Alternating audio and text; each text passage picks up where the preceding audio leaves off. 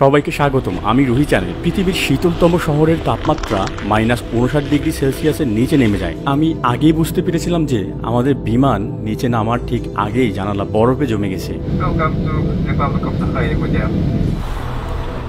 আজ বাতাসের তাপমাত্রা -55°C।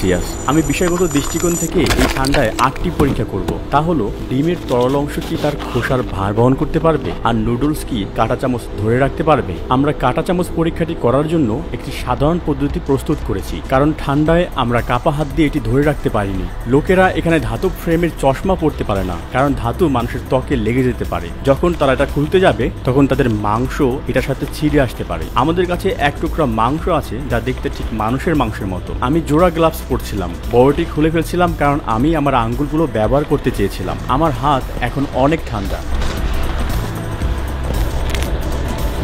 আমরা কয়েক মিনিটের মধ্যে যা দেখলাম তা আমাদেরকে আবার মনে করিয়ে দিল যে এই জায়গাটি হচ্ছে বরফের নরক। এখানে সবকিছুই জমে যায়। এখন এটা বন্ধ করা যাক। আপনারা কি এটা দেখছেন?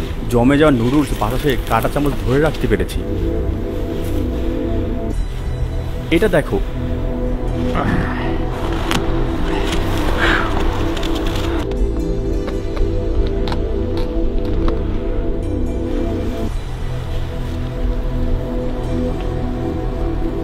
অবিশ্বাস্য।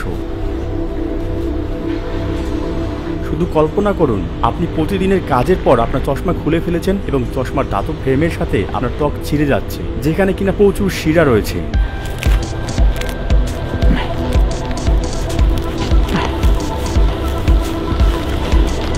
ঠিক এই রকম এটা অবিশ্বাস্যভাবে ঠান্ডা, মানুষের সহ্যের বাইরে। ফুটপাতের বরফ প্রতি ঘন্টায় ভেঙে ভেঙে পরিষ্কার করতে হয়।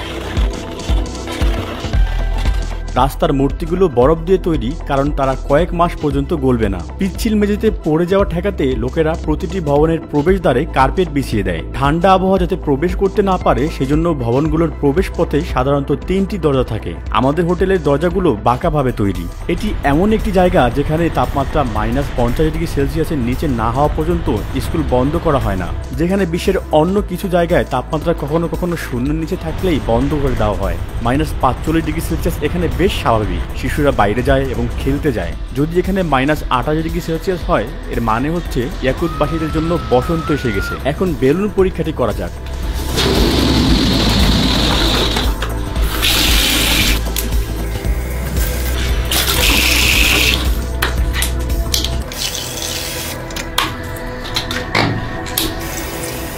এগুলো ঠান্ডা করা এবং পরে এগুলো দিয়ে বোলিং খেলা, বিষয়টি কেমন হবে?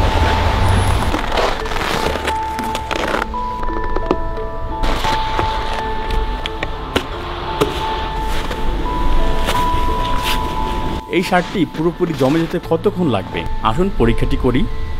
যেহেতু শার্টটি ভিজে গেছে, আমাদের গ্লাভসগুলো ভিজে আছে এবং পুরোপুরি জমে যাচ্ছে, তাই ঠান্ডায় আমাদের আঙ্গুলগুলো ব্যথা করছে। আমার মনে হচ্ছে যে এগুলো না পরাই আমার জন্য ভালো হবে। খালি হাতে মাত্র 20 সেকেন্ড এখানে অনেক ব্যথা শুরু হয়। ব্যথাকে অবহেলা করবেন না। যদি আমি আমার হাতগুলো 20 মিনিটের জন্য বাইরে রাখি, তবে আমি সেগুলো সম্পূর্ণভাবে হারিয়ে ফেলবো। এটাকে ফার্স্ট বাইট বলে। আগের ভিডিওতে আমার কান ফুলে গিয়েছিল, যা কিনা মাত্র 3 মিনিটের জন্য বাইরে ছিল। আমার চোখের কোনাগুলো ইতিমধ্যে জমে গেছে। বাতাসের তাপমাত্রা প্রায় -55°C। দেখুন, কোনো টাকা খরচ না করে কিভাবে বোলিং খেলবেন। আপনি দেখতে পাচ্ছেন আমি পানি দিয়ে বেলুন ভর্তি করেছি। আমি যদি এই আবরণটা ছিঁড়ে ফেলি তবে আমি বরফের বল পাবো। ঠিক এই রকম। আমি বরফের মধ্যে প্লাস্টিকের বোতলও রেখেছি এবং এখন আমি বোলিং পিন পেয়েছি।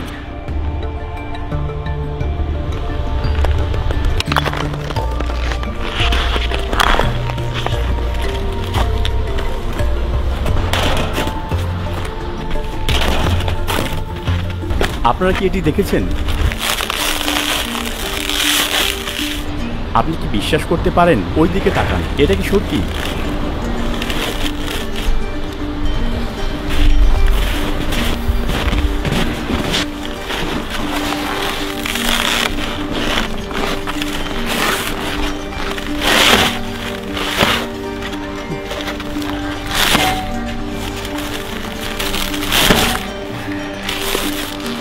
আমি যেখানে আঘাত করছি সেখানে গর্তটি দেখুন।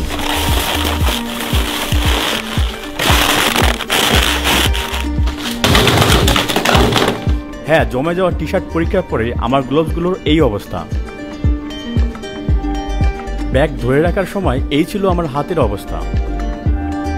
গ্লোভসটি ঠিক এই রকম ছিল যখন সেগুলোকে আমি খুলে ফেলেছিলাম। আমার আঙ্গুল এই গ্লোভসে ছিল।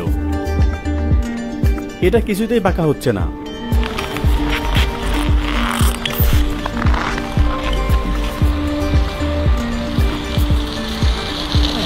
এটা জমে গেছে।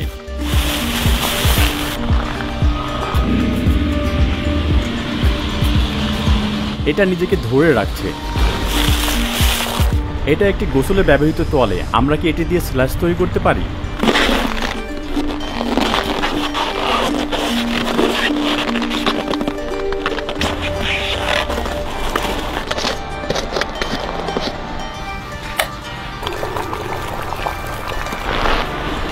দেখুন, এটি হচ্ছে ফুটন্ত পানি। বাইরের তাপমাত্রা প্রায় -50°C, যেখানে ফুটন্ত জল প্রায় 100°C। আপনি দেখতে পাচ্ছেন এটি সাথে সাথেই বরফের ক্ষুদ্র দানায় পরিণত হয়ে গেল। এখানকার আবহাওয়া এতটাই শীতল যে অল্প সময়ের মধ্যে আমাদের অনাবৃত শরীরের আঙ্গুলগুলো এরূপ অনুভব করে। আপনি যথেষ্ট অভিজ্ঞ না হলে আপনি এখানে আপনার অঙ্গ হারাতে পারেন। এক জায়গা থেকে অন্য জায়গায় হেঁটে যাওয়া এখানে প্রায় অসম্ভব। আপনি যদি আপনার গন্তব্য থেকে মাত্র 20 মিনিট হাঁটার দূরত্বে থাকেন, তবে সেখানে পৌঁছতে আপনার প্রায় 1 ঘন্টার মতো সময় লাগবে, কারণ আপনাকে প্রতি 5 মিনিটে নিজেকে গরম করে নিতে হবে। এখানকার লোকেরা সাধারণত হাঁটার সময় ব্যাংক বা সুপার মার্কেটে প্রবেশ করে, বিশ্রাম নেয় এবং তারপর আবার হাঁটতে থাকে। আমাদের স্লেজ প্রস্তুত।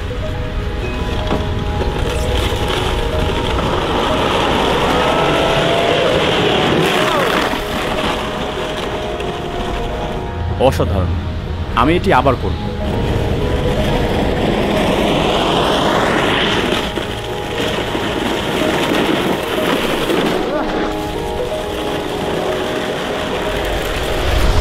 আমি এখানে কিছুক্ষণের জন্য কলা রেখেছিলাম এবং মনে হচ্ছে এটি হাতুড়ির মতো শক্ত হয়ে গেছে। এখানকার লোকেরা জমে যাওয়া ফলগুলোকে হাতুড়ি হিসেবে ব্যবহার করতে পারে যখন তাদের প্রয়োজন। এই যে প্রমাণ, আপনি এটি প্রতিদিন দেখতে পাবেন না।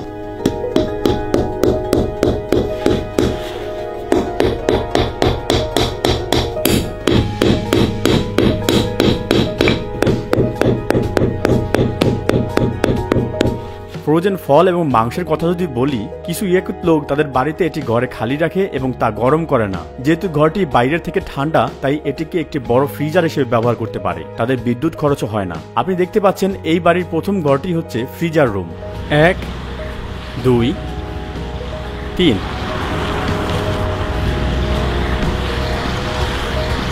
পানি পরীক্ষা করতে গিয়ে আমাদের ব্যাগ ভিজে গেল। এটি মাত্র 2 মিনিটের মতো সময় নিয়েছে এবং এটি ইতিমধ্যে জমে গিয়ে কঠিন রূপ ধারণ করেছে। এই যে, তার উপর মাত্র কয়েক ফোঁটা জল পড়ল। আমি ঠিক এভাবেই ধরব। এভাবেই সবকিছু জমে যায়। ইয়াকুত শাখা প্রজাতন্ত্রের রাজধানী। এই শহরের মোট জনসংখ্যা প্রায় 3 লাখ। সমগ্র স্বায়ত্তশাসিত অঞ্চলে এটি প্রায় 1 মিলিয়ন। কিন্তু এখানে বছরে মাত্র 2000 বিদেশি আছে এবং তারা সাধারণত ব্যবসার জন্য আসে। ব্যবসা সাধারণত প্রাকৃতিক গ্যাস সম্পদ এবং অঞ্চলের হীরা খনি নিয়ে হয়ে থাকে। সবচেয়ে জিজ্ঞাসিত প্রশ্নগুলোর মধ্যে একটি হলো, গ্রীষ্মের মৌসুমে এখানে থাকতে কেমন লাগে? জুন, জুলাই এবং আগস্ট মাসে গড়ে দৈনিক তাপমাত্রা যথাক্রমে 16, 19 এবং 15°C। শীতকালে দিনের আলো 5 ঘন্টায় নেমে আসে, যেখানে জুন মাসে প্রায় 20 ঘন্টায় সূর্য অস্ত যায় না। আমার জুতার নিচে বরফের পুরুত্ব 30 মিটার এবং শহরের নিচে এই বরফের স্তর গ্রীষ্মকালেও গলে না। এমনকি তাপমাত্রা 21°C উপরে থাকলেও না। একে পার্মাফ্রস্ট বলা হয়, যা স্থায়ী তুষারকে বোঝায়। অনুরূপভাবে আগের 2 পর্বগুলো ছিল ইয়াকুত সম্পর্কে একটি ডকুমেন্টারি সিরিজ। পুরো ডকুমেন্টারি সিরিজ চলাকালীন আমরা -55°C অবিশ্বাস্য দৈনন্দিন জীবন, রহস্যময় ইয়াকুতের মানুষ এবং তাদের আশ্চর্যজনক সংস্কৃতি সম্পর্কে আরো জানতে পেরেছি। ডকুমেন্টারি সিরিজের প্রথম এবং দ্বিতীয় পর্বটি আপনারা দেখে আসুন। লিঙ্কগুলো ডেসক্রিপশন বক্সে থাকবে। এই চ্যানেলের পরবর্তী ভিডিওটিও ইয়াকুত সম্পর্কে, ঠিক এই ভিডিওটির মতোই। আমরা -55°C 1 ঘন্টা সোজা হাঁটার চেষ্টা করব এবং দেখব ঠিক পারি কিনা। এটি থেকে জানতে পারবো